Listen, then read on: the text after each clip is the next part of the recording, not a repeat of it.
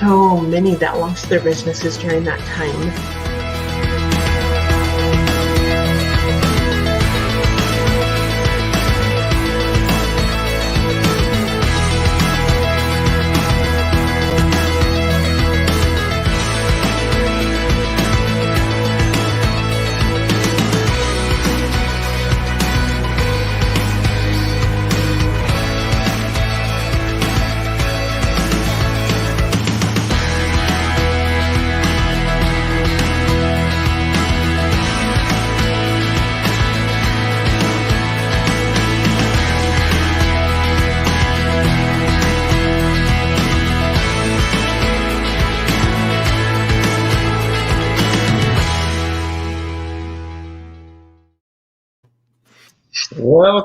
Welcome. This is Lorenzo Hickey stepping in for our lovely host, Becky Norwood, and for Spotlight Publishing and TV on E360 TV. I am very blessed to have two guests today. The first guest is with us, Jackie Simmons, and Jackie and I actually think go back pretty close to 5 years now, and wonderful human being, wonderful talent, multitude of capabilities, which is so awesome. We're going to talk about a couple today. And then we have a second guest, J.W. Wilson, and we'll be bringing them together for some very heartfelt conversations. So Jackie, welcome, and tell us a little bit about who you are, and then we're going to talk about what you're up to these days. Well, thank you very much, Lorenzo. I love being on this show with you. This is so cool. You're right. We do have a little bit of a history. I know. And not the kind you're thinking of, people. Not what you're thinking of. I'm the host of a very unique summit. That's one of the things I'm known for. Mostly, I'm known for helping to wake people up. We are waking up the world. And my summit is the Suicide Prevention Show. We're a little unique because we focus on pure prevention. We focus on everything that makes your life better.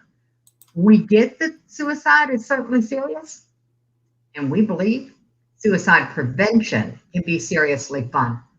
So the Suicide Prevention Show coming up, jump on, free tickets.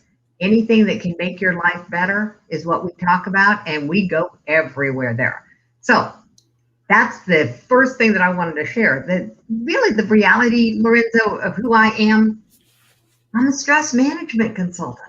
I predate the coaching industry. I've been at this for like 30 years. And it took me most of that to figure out that nobody wants to manage their stress. Why would you learn to manage something you don't want? Everyone wants to avoid it. Absolutely. So that led me into learning about marketing, learning about sales, and working with entrepreneurs, especially women entrepreneurs, and helping them sell themselves on themselves. Because once they did that, other people wanted to buy from that. So that's what I was doing up until August 3rd. 2019. Well, we're going to get into a couple more details, but tell me a little bit. One of the things that we do in my co-hosting kind of opportunity here is honoring Becky. So tell us a little bit about how you met Becky. And I know this might have been a repeat for some of the shows you've been on, but give us that quick Reader's Digest. How did you meet Becky, and what are you guys up to together? Well, meeting Becky was a game changer. As a matter of fact, meeting Becky happened because of a book called The Game Changer. I was a contributing author. Becky and her company were the publishers. I watched her organize and orchestrate a multi-author book, a huge launch, all of the aspects of that. And I went, wow, if I ever do, famous last words, right? If I ever do a group book, I'm going to get Becky to help me. Mm-hmm.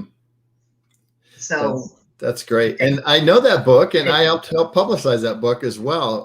And some of the marketing stuff that we've done together.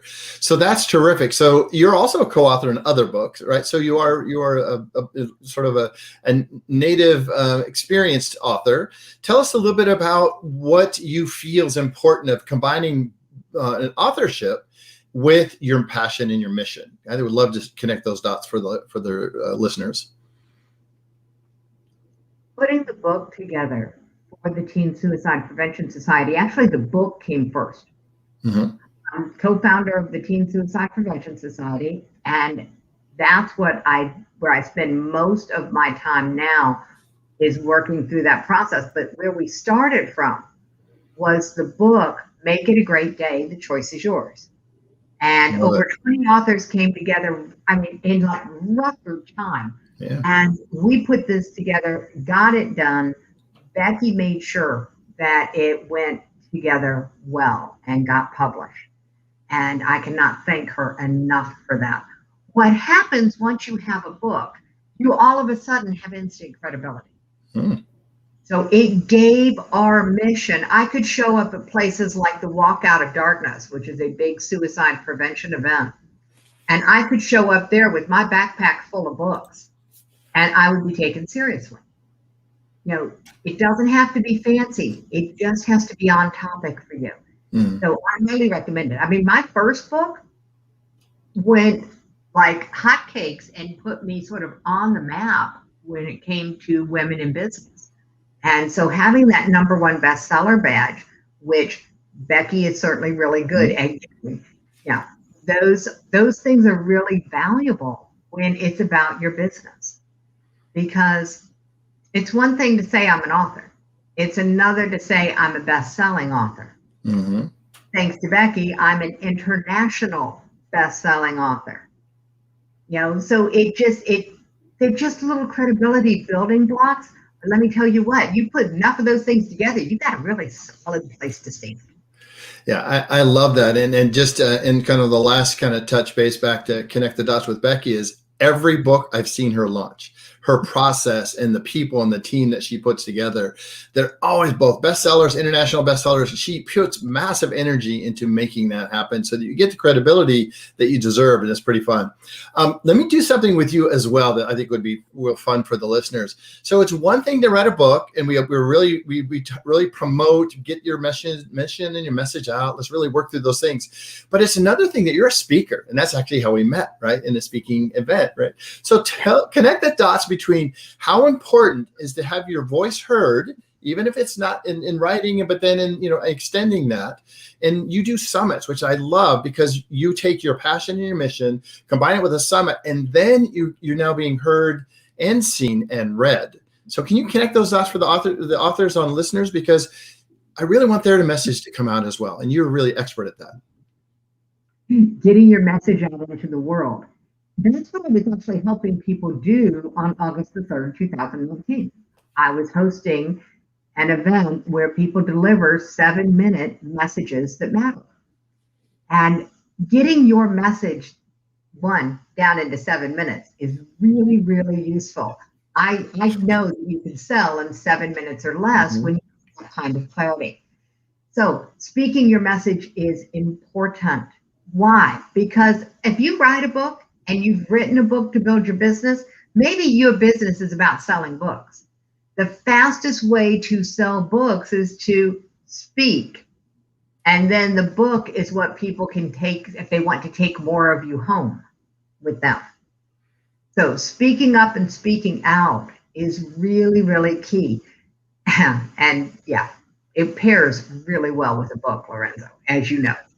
I had to laugh as you're speaking. What's running through my mind is the book journey and the speaking journey, right? So taking volumes and pages and chapters in a book and trying to condense it down to something short and sweet and meaningful and editable that's really powerful. At the same time, taking that same hour pitch or that 1 minute pitch and elaborating and getting to 7. And I love the number 7. So thanks for that.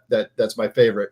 And then also paring that hour's pitch down into 7 minutes. Both journeys really challenge you as an individual and focus on how do you get your message out cleanly and clearly and concisely, which you do for women in messaging in general. So let's tie those 3 things together, right? Love to hear your expertise because you are an expert and I've seen you at work. Yeah, I am the master of bumper sticker messaging. Someone actually tagged me once as a magician when it comes to that. Your journey is what you live. Your message is why it matters. And so that can be really succinct And if you can get across why what you do matters in one sentence, you are going to rise above all the noise and the people who take an hour to get their point across. And I'll be honest, if you cannot get your whole point across in minutes, I mean, like under 8 minutes, that's why I picked 7, you are not interviewable on a TV show or on a radio show. And I hosted my own radio show for a while. So I really valued my guests who could keep it into the time clock of a studio. You want to master time, you do something on a studio clock. Yeah. I mean, it's, you get a different sense of it, and you get a different sense of how people express themselves. So my book, shameless plug, but Becky would love this, is Your Path from Secret to Success. And it's a 7-week quick start sales guide. It actually walks people through a different lesson every day for 7 weeks. Why is that important? Because if you want to get good at marketing your business, you want to be doing a daily activity of some kind that will keep you in that mode. Now, it's not all picking up the phone and having conversations. As a matter of fact, you don't get to do any of that until chapter 4 in my book. You got to start with where you start. And for most people, that's going to be with some basic mindset tools, like relax. You can't do it wrong. Yeah, love that. So all of us who have our elder statespersons, meaning over 29, and we're going to be frank, we're over 29. And as you think about that, the journey and learning to teach what you know is a big part of who you are and who you become. I mean, both of us has transformed in the last 5 years as we've known each other. I would love for you to just kind of go back a little bit and share with people the challenges that you've had that have made a difference for you, that have changed your life and become part of your game-changing personality, because you have one. So I'd love to hear that journey enough to say, let people know you a little bit more, Jackie. Oh, there are times I'm not sure that I like you so much, Lorenzo. Okay. Here's my latest journey. I'll give you this snippet because it'll explain a whole lot. Perfect. The end of 2019, I was asked to take a TEDx stage on the topic of teen suicide. It was just after that event where my daughter broke the silence on her own history of multiple suicide attempts from the age of 14 on. And while I had lived through them, I had no clue that that's what she was going to be talking about for her 7 minutes on my stage. Wow. In the back of the room, when she started with 3,000 teens will attempt to take their own lives today, just in the United States. I'm in the back of the room going, what just happened? For 2 reasons. One is I had no idea the number was that high. None. It totally blindsided me. And I had no idea that suicide was her topic. She continued with, when I was 14, after a bad day of shopping, I stood in my bathroom. The pain of not fitting into any clothes was just more proof that I didn't fit in anywhere. And that pain was more than I could bear. So I took a razor and cut into my left arm, trying to end the pain and my life. In the back of the room, all the blood drains out of my face. Because while I had lived through it, we hadn't talked about it. Now, she went on to share that it wasn't her only attempt, that outside of professional help, she hadn't really talked about it, especially not with me. We'd had the other talks, the one about sex and the one about drugs and the one about alcohol. Then she went to college on a dry campus. You know what I found? That meant the kegs were hidden in the showers of the girls' dorm. Oh, no. We had to talk about alcohol more than once. We didn't have to talk about suicide because I was scared of putting the idea back into her head. Yeah. The next part of her 7-minute talk was that she still struggled with suicidal thought. Yeah. And I went from pale to bone cold. Only 30 years of stress management training kept me from crawling into a corner and just bawling. The struggles that she was 37 at the time, that woman had faced alone, because I didn't have the courage to have the talk about suicide. Mm-hmm. When she ended her talk, she said, along my suicide avoidant journey, I've learned tons of coping skills, and now I want to teach those skills to teens before they need them. Love it.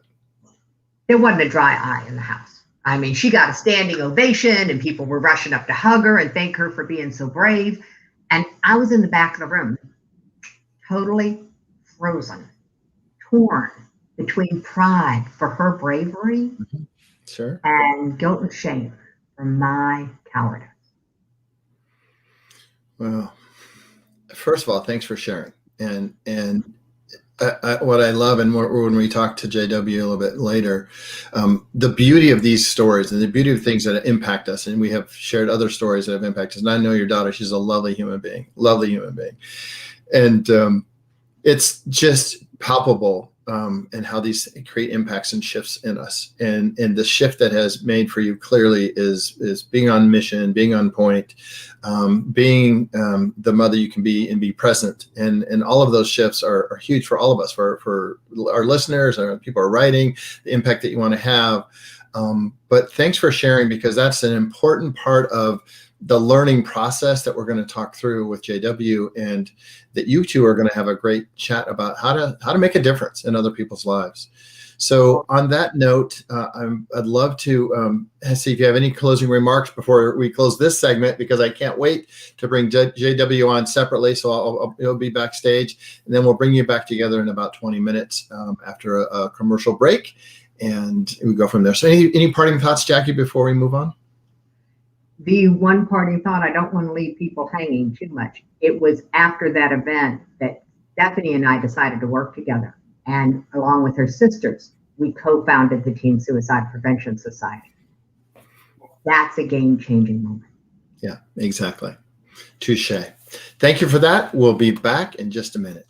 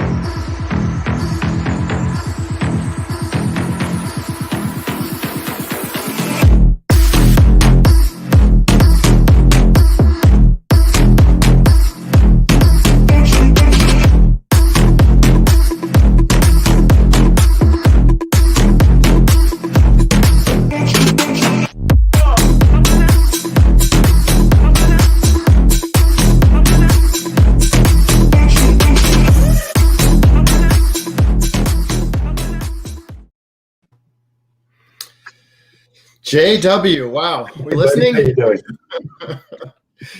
Good to see you. What a powerful segment. You and I had been blessed to have a chat last week. So for the listeners that are watching for the first time, we've got JW Wilson, the founder of the Learning Code Institute. And wonderful to have you here. You have a mission and a passion to help people learn and understand the process of learning, and to impact specifically people that are suffering from PTSD and teen suicide.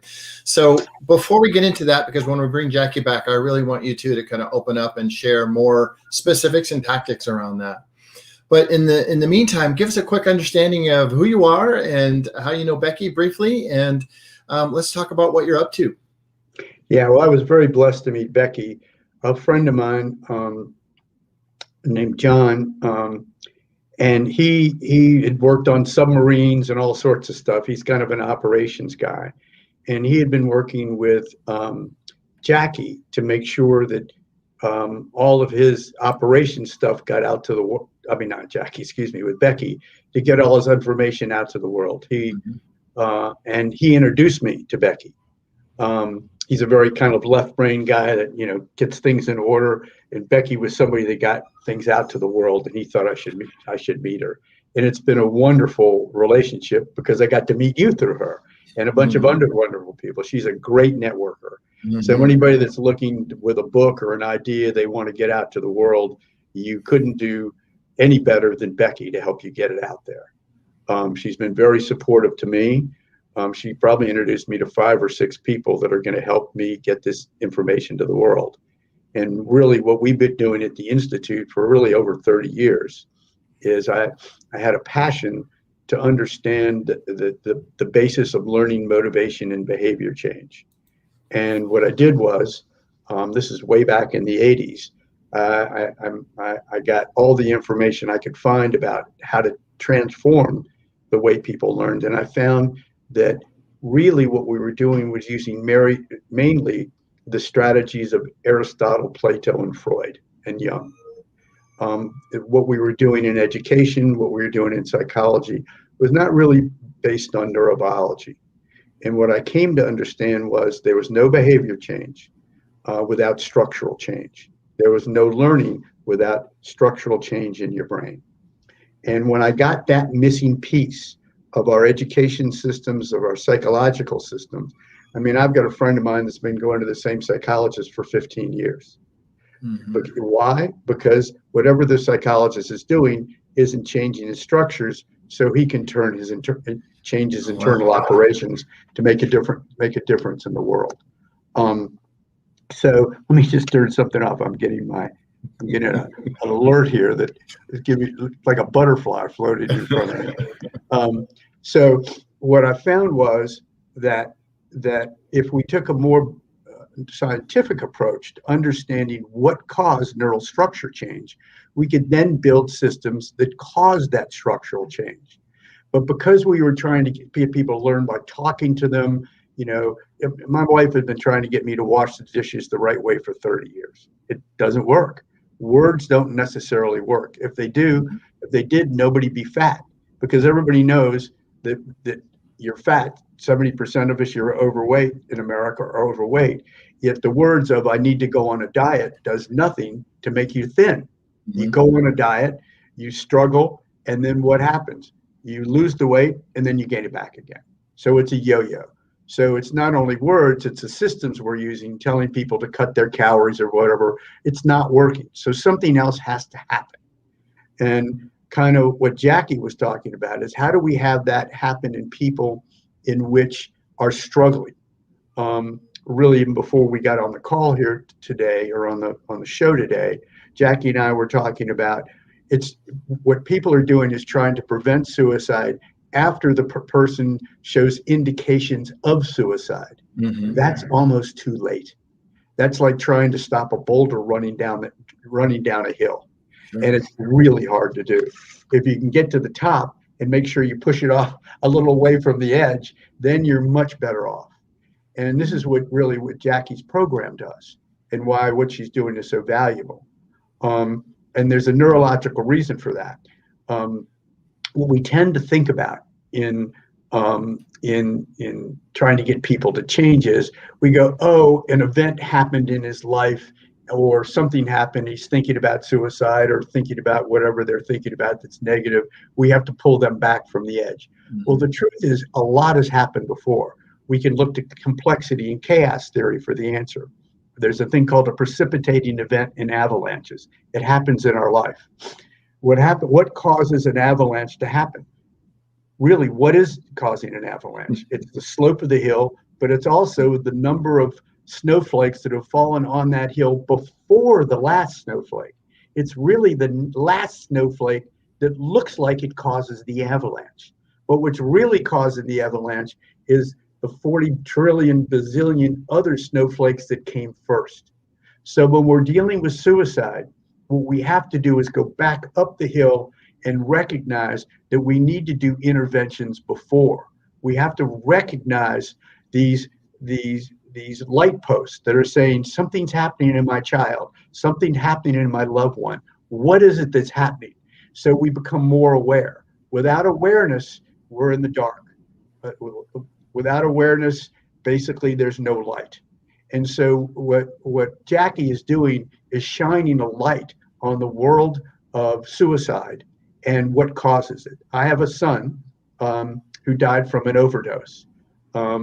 He was a wild man, unfortunately, a little like his dad, and he had a genetic makeup where he started to use drugs at a very young age, only about 13 or 14. Some friends of his said, try this. And if you have the wrong kind of genetic makeup in the dopamine receptors, literally what can happen is for kids that do this too young, you turn on the addictive circuit, and he could never get off. He struggled with it for 10 years before he died. So, and he was a great kid, but it wasn't necessarily that the parents did something wrong or his environment did something wrong. He had an internal environment. This is the same thing with some kids with suicide. They have a combination of dopamine, serotonin, norepinephrine that may drive them towards the depression that's biologically in them, that there are things that they can do in the environment to change that before they get to suicide that we're not doing. We don't recognize it, and we don't support them before the precipitating event, that last snowflake comes and they commit suicide. So what Jackie is talking about is going upstream and stopping that before it happens. And in my world, there's great ways to do that, which we can talk about now or in the next segment. Yeah, so one of the words that has come to me is the word called redirect. And so you talked about that boulder at the top of the hill, redirecting it, maybe pushing it to the side, or so it goes down another part of the hill, so that's not as destructive, for example, as a picture of a model there. But connect the dots for me between redirect and the Learning Code and the Institute and the programs that you put together and your book that's coming out.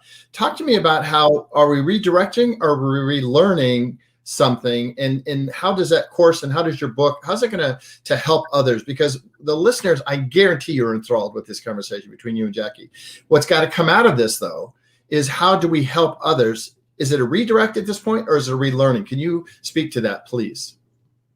Well, there's a difference between redirect and learning. Think about it. If you go on a diet, you say, look, I've got to get ready for my 30th, graduation in high school, and I want to look good. You can redirect your diet to lose the weight to that goal.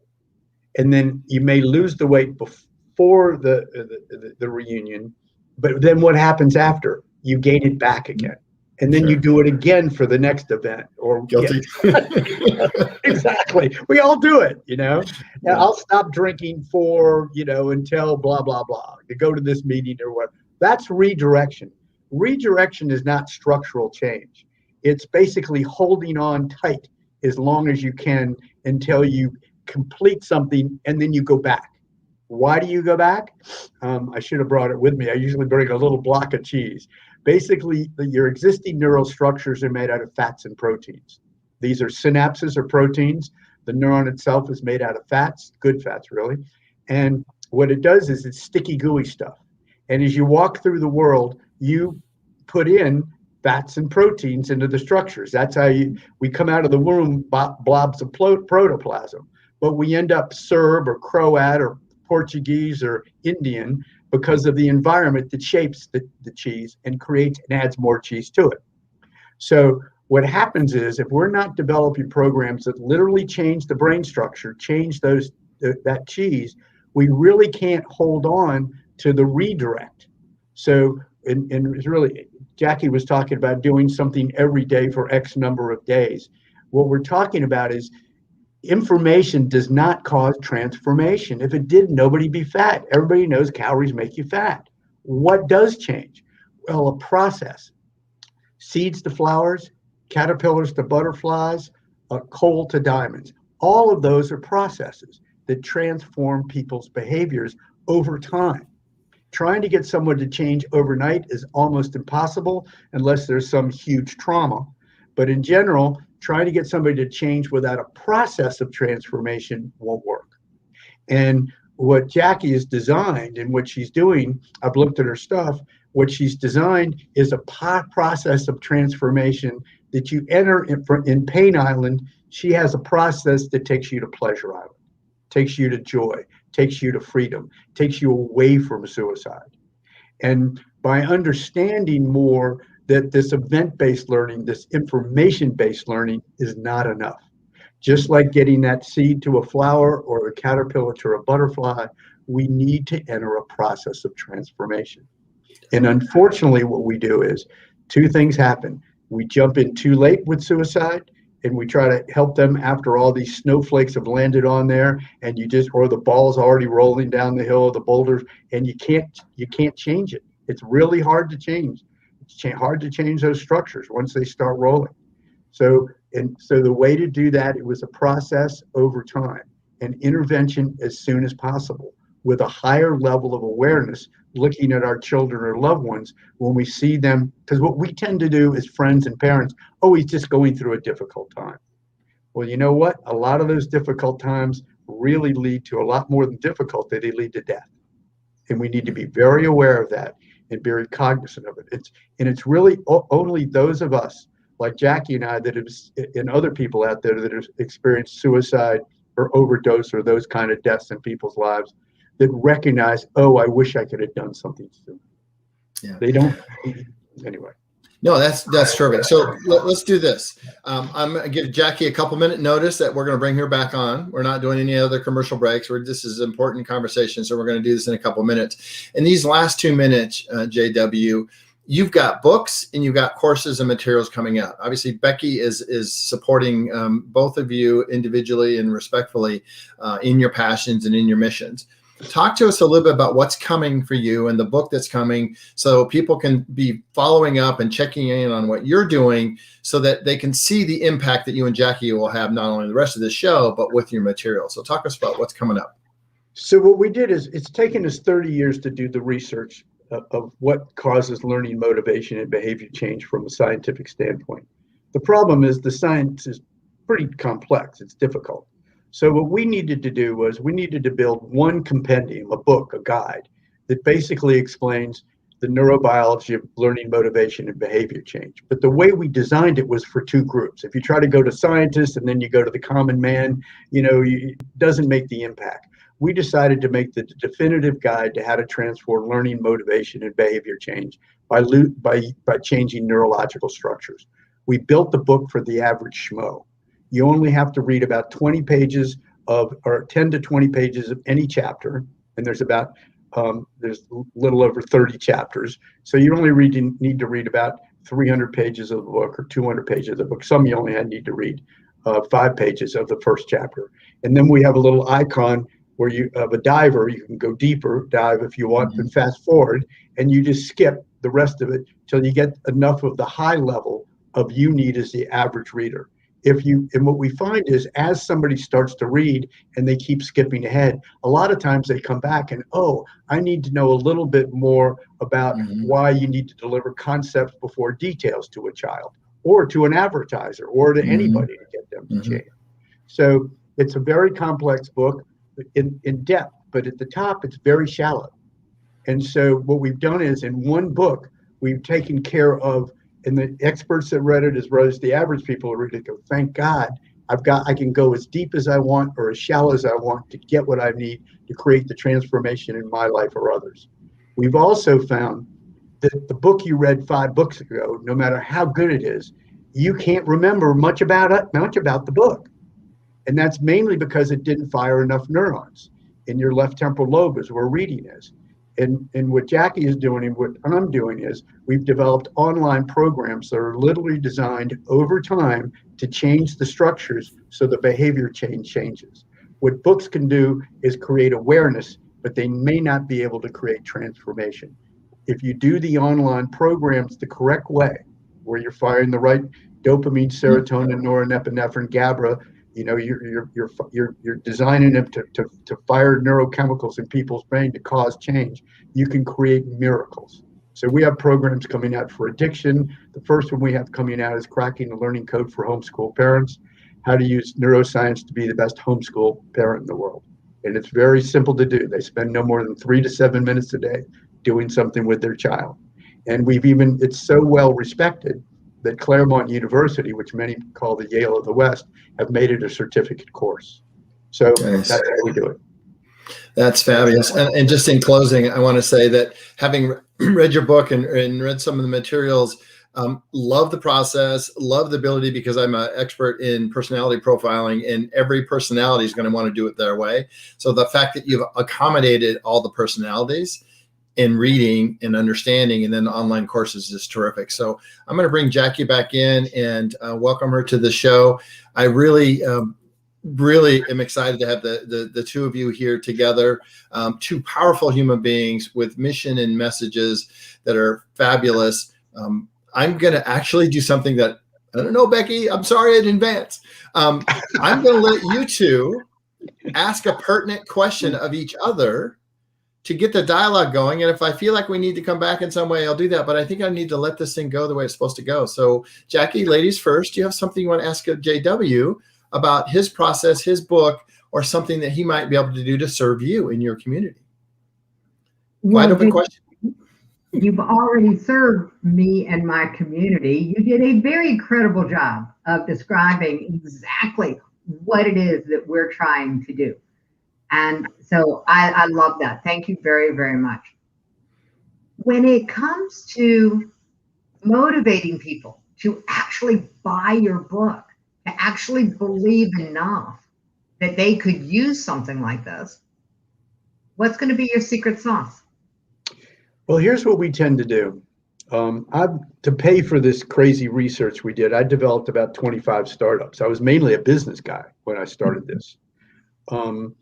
And what I saw, somebody said we're in a knowledge society, a guy named Peter Drucker, and I went and I said, well, I thought we were an industrial society. When I saw we were in a knowledge society, I saw the number one asset that we could have was our ability to learn.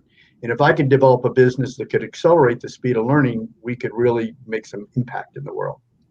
But the interesting thing is that what I found was the reason it's hard to get people to change is because everybody has a group of structures called their meaning network. You're born with an overabundance of neurons in one part of your brain that none of the other 7 billion of us on the face of the earth has. That makes each of us a genius. It's something the other guy isn't.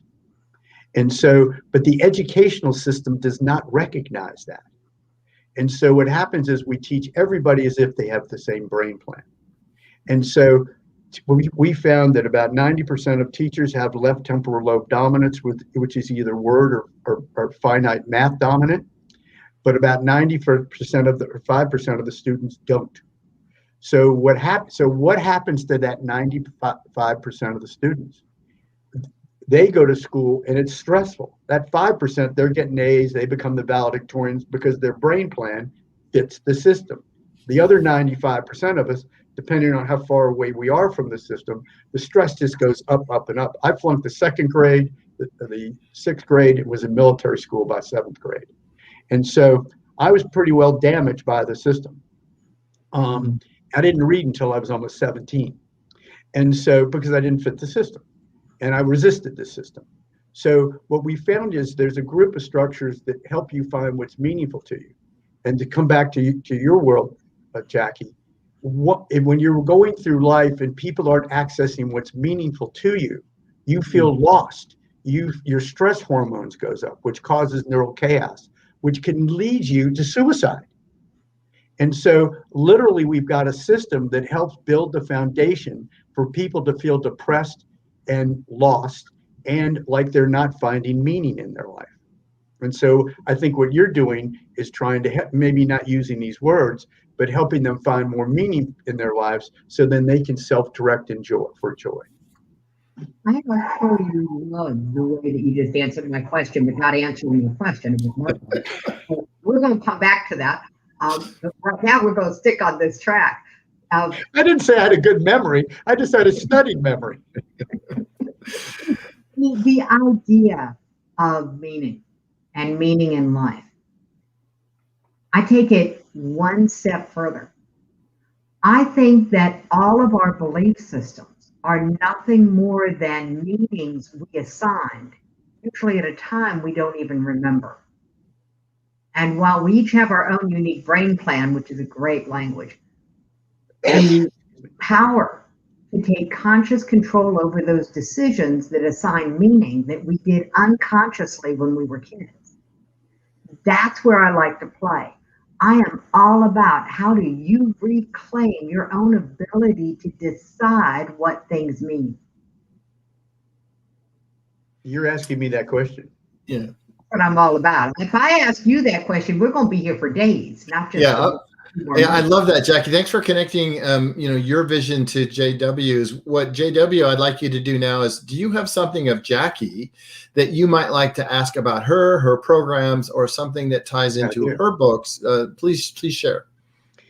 Yeah. So Jackie, really, what is it that so you're helping someone?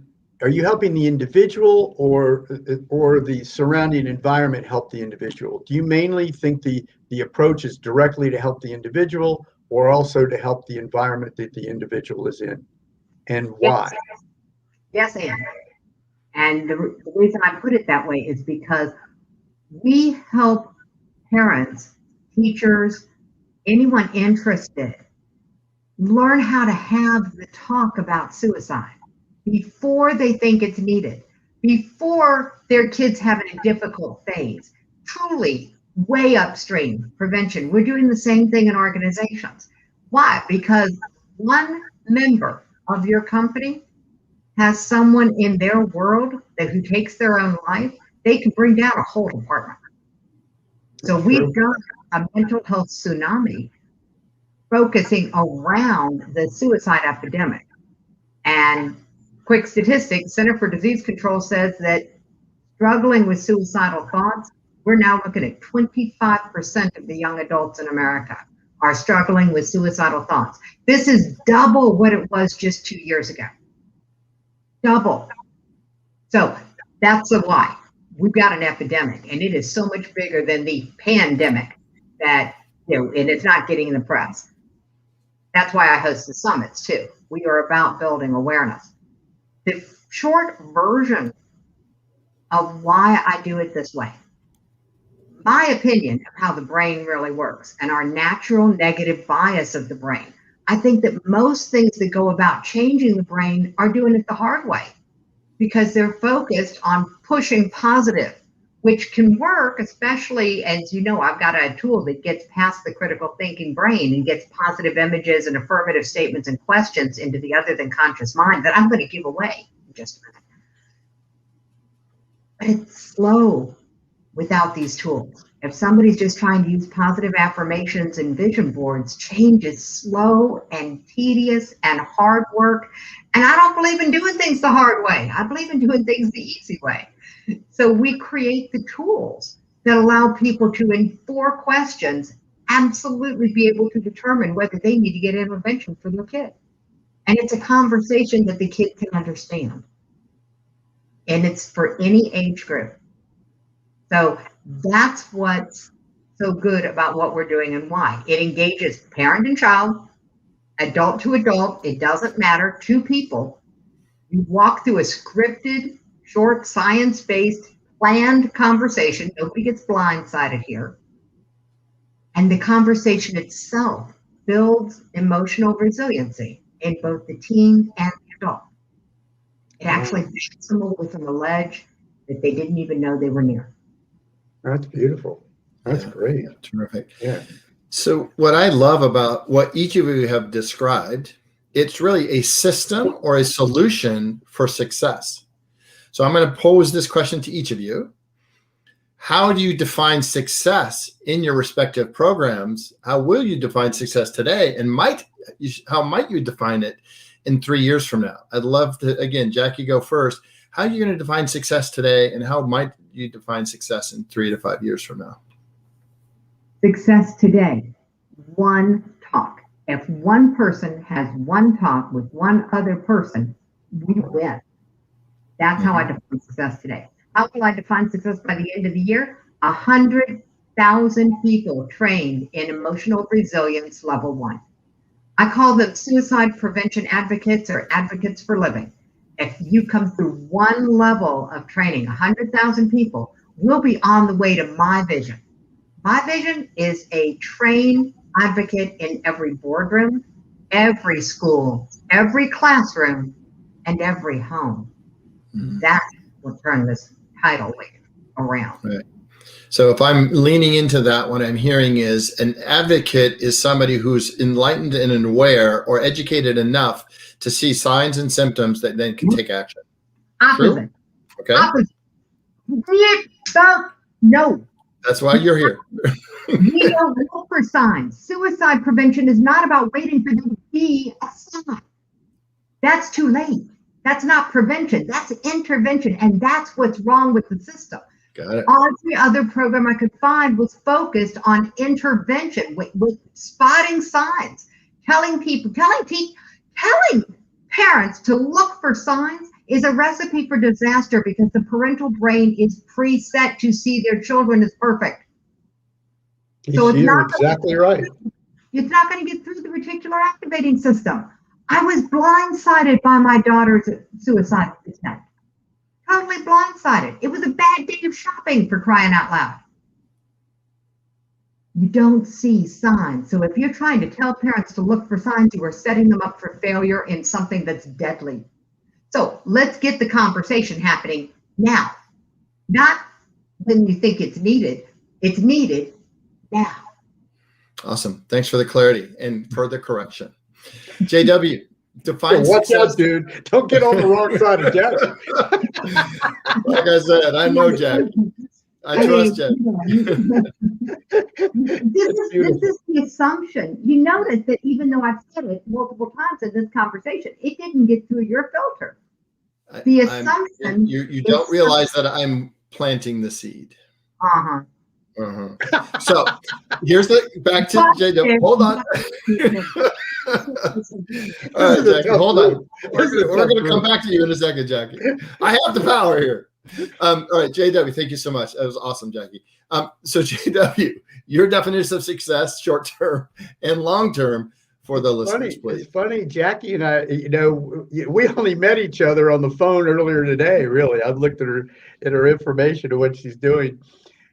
Really, our short-term success over a year is to get this book, the compendium, the big book, in 100,000 in the hands of 100,000 people. And like we're talking about, a journey starts with a single step. And if we get 100,000 people that are in the right place, whether they're in education, behavior change, psychology, to understand what we're doing needs a neurobiological underpinning, not memorization and not more words. Then we can start to have change. So our first goal is 100,000. And then what we want to do is we literally want to have at least 70, within the next 5 years, 70% of the world aware of this kind of knowledge about how to change people's structures so their behaviors change. So really, without even knowing each other, Becky, a guy, you take a tuning fork and you bang it, and then you hold another one next to it, and they vibrate together. That's kind of why we're doing that. So yeah, and so Becky brought us together. This is the important part, that Becky has kind of been the catalyst to make this happen. And everybody that Becky's introduced me to, I don't know about you, Jackie, it's been that tuning fork thing. I just went through 4 days of seminars with other people that Becky introduced us to, or me to, and it's been wonderful. And it's not about money. It's about changing the world and about making the world a better place where we can all live in peace and joy with systems that work, not systems that cause us stress. Go ahead. So I'm going to do this. One is I'm going to bring Becky into the conversation because she's not here just for a second. And I'm going to ask each of you to do prepping on closing remarks as I'll run your banners so people know how to get a hold of you. But before I do that, I want to echo something we talked about last time. This is my second and last show, or my second, maybe they'll get more. But either way, I'm going to honor Becky. One of the things I loved about our conversation last week, JW, around Becky, is that Becky has her own internal spirituality and awareness. And one of the things that we see in her transformation, as we've had a chance to work with her and be with her, and I know Jackie as well over time, is that she's bringing people like us together on a show. This was no accident. right? This was not a planned, conceived strategy, but rather a knowing. And that what I love about Becky is that she does this naturally, effortlessly, and with love in her heart. So that's why, for those of you who aren't authors yet and aren't interested and haven't seen the show for the very first time and don't know any of us characters, know this, that the person that brought us together, Becky and Spotlight Publishing, who wants to bring a spotlight to you and spotlight to your life and your book and your message, is one of the best people in the world to work with because she cares. Yeah. Period. Yeah. Okay. So thanks for letting me have that little diatribe and that little saving grace opportunity. Love to hear closing remarks for each of you, about 5 minutes at the most, and just the message you want to share. I'm going to put on the contact information below that. But I'd really like you to kind of share what you want to do in the next 3 to 6 months. And we talked about goals. We talked about and what you see as success, but what else is on your roadmap? Because you're influential, important, impactful human beings. So what does your roadmap look like in your closing remarks? So we can talk about what you're doing with your books, what are you doing with your messages, and what are you going to do next? Because we need to follow you. So Jackie, first, please. My next thing is that the TED organization is due to release the video of my TEDx talk any day now. Great. And so my vision is 1 million views as fast as possible. When you talk about raising awareness, inside my TEDx talk, I give the entire 4-step script and how to use it. So people watching the TEDx talk will already have the tool to intervene in suicide when they don't think it's needed. They don't need to know that it's needed. They can back people away from an edge just by watching my TEDx talk. They'll have that. So that's my goal. It'll go live on the TEDx YouTube channel. I just don't know when. So Google, all you have to do is Google Jackie Simmons TEDx. If you search for that, if it's live, it'll show up for you. Nice. Excellent. Or you can go to the suicidepreventionmovement.com, which you don't have up because I didn't tell you about this. The suicidepreventionmovement.com is my YouTube channel. Yeah. That's where you'll also be able to find my TEDx talk as soon as it goes live. Yeah, I think anything Jackie Simmons and have anything to do with suicide prevention, show, society, certainly you're well known and well respected, and people will find you. So again, love to have more time with you offline because we don't connect often enough, but it's been a real pleasure. JW, talk to me about what's going on in your world and what your future state is in terms of how you're going to make things happen for others. Right. Well, people can go to thelearningcode.com to see what we're doing. We're going to have a lot more pages up in about 2 weeks. But you'll be able to see our programs and how we're supporting people. You can see them now, but we'll have a lot more. You can also go in there and see how we helped develop the first school system in the world based on neurobiology, where we took tests out. We don't teach. Basically, we support the child to understand what's meaningful to them. This is at Masters Academy in Canada. It's called Imaginal Education. They're doing a tremendous job in the world getting this out. And within 2 years of using or looking at the neurobiology, as well as a lot of other things that they're doing, it's just not our stuff. But their standardized test scores are now 400% higher than the province average. The kids learn the information 20% faster, and they don't really have any huge behavior problems. Mainly because they're looking at learning from a more holistic scientific approach. I'd like the whole world to have that. So that we can have more children that are joyful. Kids are really joyful up till 7, and then you throw them into first grade and then the stress starts.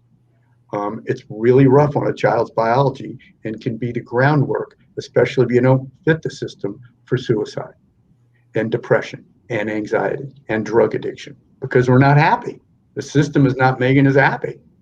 So, and then another thing for me to do, quite frankly, I'm a little neurotic, I'm a little ADHD.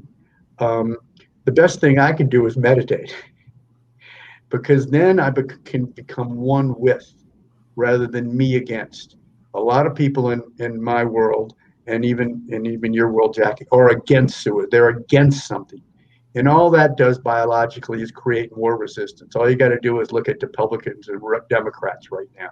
Nobody's solving anything by being against. What we need to get is a common goal and then come together and do that. And you can't, and this is a fascinating thing.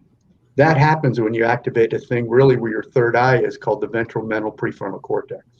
And when you're under stress, there is no blood flow to that area, or very little. So we cannot cooperate.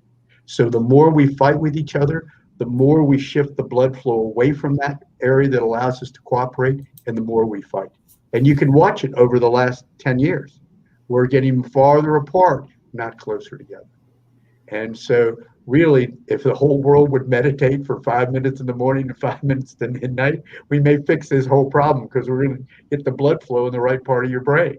So anyway, so I'm doing my part every day, meditating to get myself there. So that as a tuning fork, hopefully those around me can resonate with that.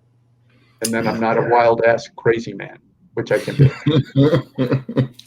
Well, we'll save that for another show. So a couple things in wrap. Number one, I want everyone, the listeners, to realize that one of the things that made a difference for you is putting it on paper, right? So that's just starting that way. You started there, and you started your mission, you started your passions, and you started your meaning.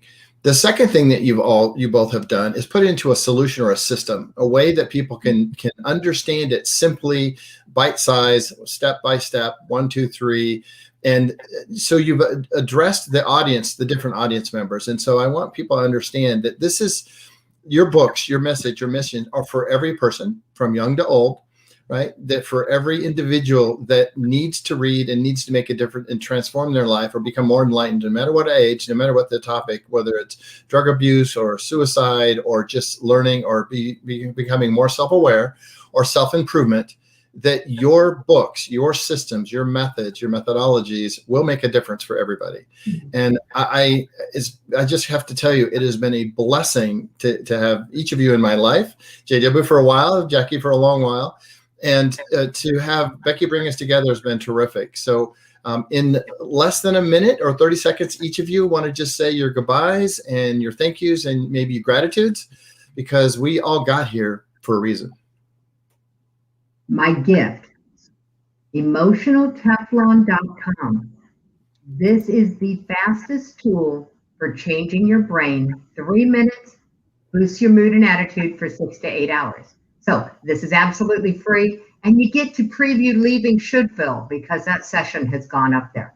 So that's my final takeaway. Lorenzo, as always, this has been lovely. Thank you. Lovely to meet you, JW. And as always, Becky, you know we love you. Yeah. And Jackie, we'll be talking again in the future. I know that for sure. We'll be connected.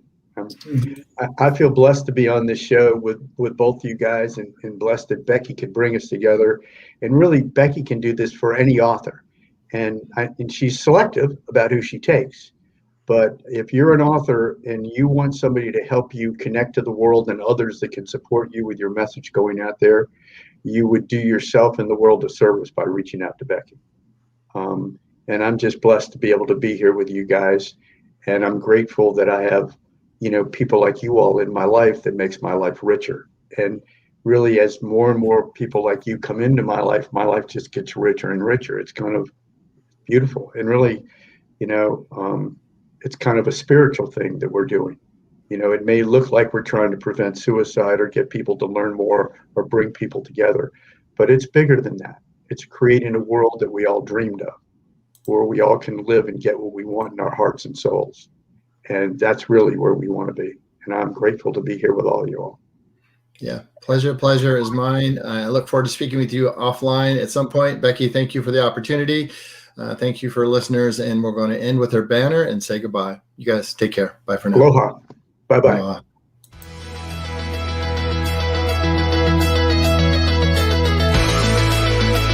There were so many that lost their businesses during that time.